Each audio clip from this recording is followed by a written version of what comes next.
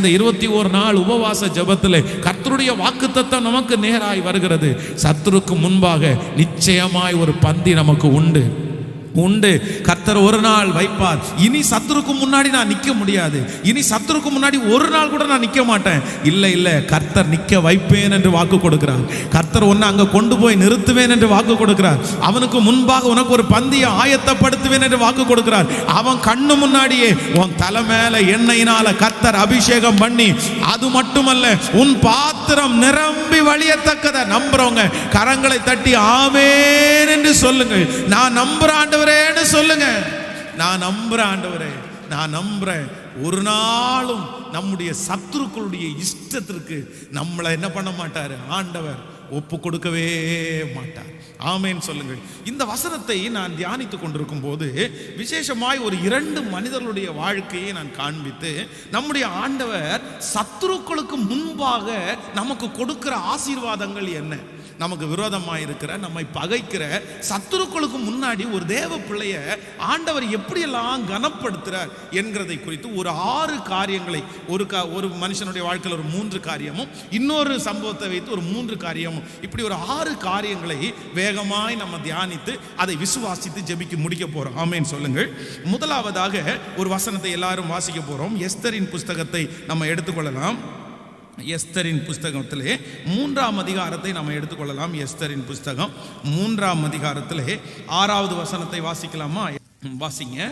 ஆனாலும் மொர்தெகாயின் மேல் மாத்திரம் கை போடுவது அவனுக்கு அற்ப காரியமாய் கண்டது. மொர்தெகாயின் ஜனங்கள் இன்னார் என்று ஆமானுக்கு அறிவிக்கப்பட்டியால் அகாஸ்வேரின் ராஜ்யம் எங்கும் இருக்கிற மொர்தெகாயின் ஜனமாகிய யூதரையெல்லாம் சங்கரிக்க அவன் வகை தேடினான். இனி 13வது வசனத்தையும் 14வது வசனத்தையும் நம்ம வாசிக்க போகிறோம். ஆதார் மாதம் 12ஆம் மாதம் 13ஆம் தேதியாகிய ஒரே நாளிலே சிறியோர் பெரியோர் குழந்தைகள் ஸ்திரீகள் ஆகிய சகல யூதரையும் அழித்து கொன்று நிர்மூலமாக்கவும் அவர்களை கொள்ளையிடவும் அஞ்சற்காரர் கையிலே ராஜாவின் நாடுகளுக்கெல்லாம் கட்டளை அறிவிக்கப்பட்டது. நன்றாய் கவனிங்கள் ஆண்டவருடைய பிள்ளைகளே.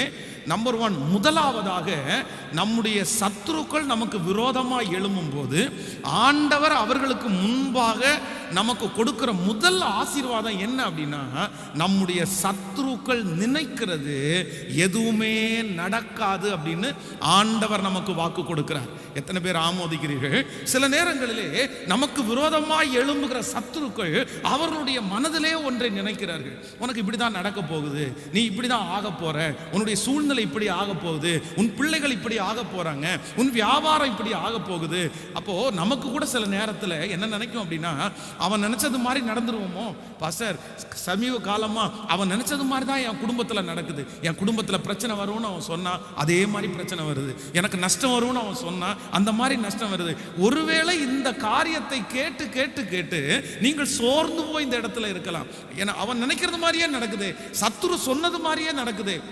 அவங்க போன வருஷம் தான் இந்த மாதிரி ஒரு சாபத்தை போட்டாங்க, இந்த மாதிரி ஆயிருவ, அவன் சொன்னது மாதிரியே நடந்துருமோ, அவன் சொன்னது மாதிரி நடக்கிற மாதிரி ஆரம்பிக்கிறது.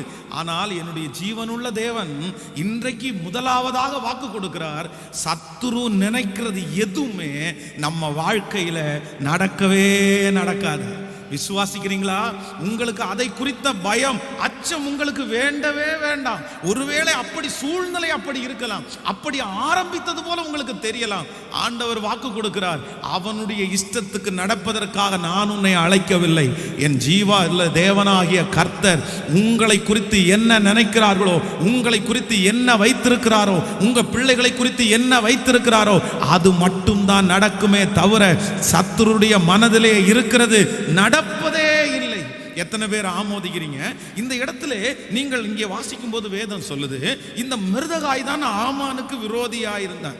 ஆமான் மொர்தெகாயை விரோதமாய் பார்க்கிறார். விரோதமாய் பார்க்கும்போது அவனுடைய மனசுல ஒரு காரியத்தை பண்றான். இவனுக்கு ஏதாவது ஒண்ணு இவனுக்கு செய்யணும்னு நினைக்கும் போது ஃபர்ஸ்ட் என்ன நினைக்கிறான் அப்படின்னா, இவனை மாத்திரம் நம்ம தொடக்கூடாது, இவனை மட்டும் நம்ம தொட்டுட்டோம் அப்படின்னா நம்ம ரொம்ப குறைஞ்சவங்களா மாறிடுவோம், இவனுடைய கூண்டோட இவனுடைய வம்சத்தோட இவனை அழிக்கணும் அப்படின்னு முடிவு எடுத்துட்டான். நம்ம வாசித்த வசனம் சொல்லுகிறது, யூதரை எல்லாம் அவனோடு சேர்ந்தவர்களை எல்லாம், அவனுடைய ரத்த சம்பந்தமான உறவுகளை எல்லாம் ஒரே நாளில் அழிச்சு போடணும்னு சொல்லி இந்த துஷ்ட ஆமான் ஒரு பெரிய தீர்மானத்தை உண்டு பண்ணி அதற்காக ராஜா அவனிடத்தில் கையெழுத்து போட்டு எல்லா நாடுகளுக்கும் அந்த லெட்டரும் அனுப்பப்பட்டது.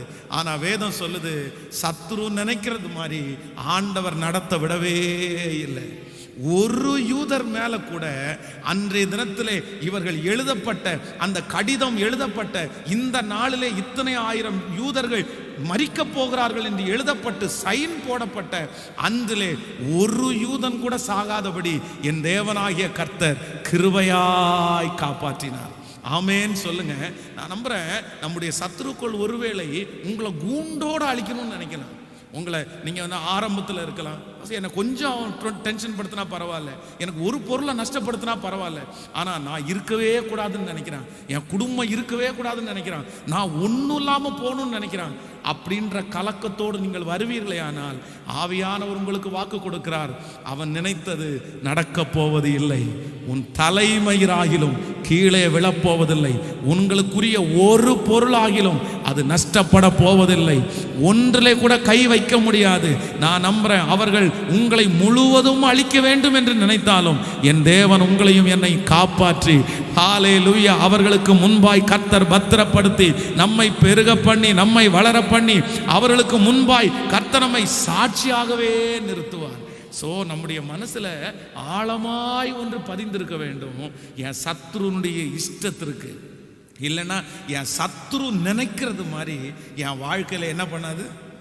சத்தமா சொல்லுங்க, நடக்காது நடக்காது. நான் நம்புறேன், நமக்கு விரோதமாய் திருச்சபைக்கு விரோதமாய் எழும்பின எத்தனையோ சத்துருக்கள் என்ன சொல்லியிருக்காங்க அப்படின்னா, இவங்க ஓடிடுவாங்க, இவங்க ஓடிடுவாங்க, இவங்க விட்டு விட்டு போயிடுவாங்க, இவங்க ரொம்ப நாள் இந்த இடத்துல இருக்க மாட்டாங்க, இருக்க முடியாது, நம்ம இப்படிப்பட்ட ஒரு ப்ரெஷர் கொடுத்துட்டோம்னா, இப்படிப்பட்ட ஒரு பிரச்சனை கொடுத்துட்டோம்னா அவ்வளோதான், இவங்களால நிற்கவே முடியாது, அவங்க ஓடிட்டாங்கல்ல, இவங்க ஓடிட்டாங்கல்ல, இவங்க ஓட மாட்டாங்களா அப்படின்னு நினைச்ச சத்துருக்கள் நிறைய பேர் உண்டு.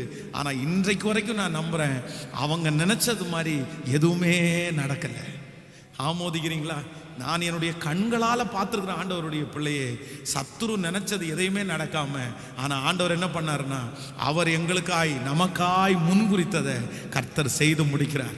அந்த தேவனாகிய கர்த்தர் தான் இன்னைக்கு உங்களை பலப்படுத்தி சொல்றாரு, அவங்க நினைக்கிறத குறித்து நீங்க கவலைப்பட வேண்டிய அவசியம் இல்லை. ஆமேன்.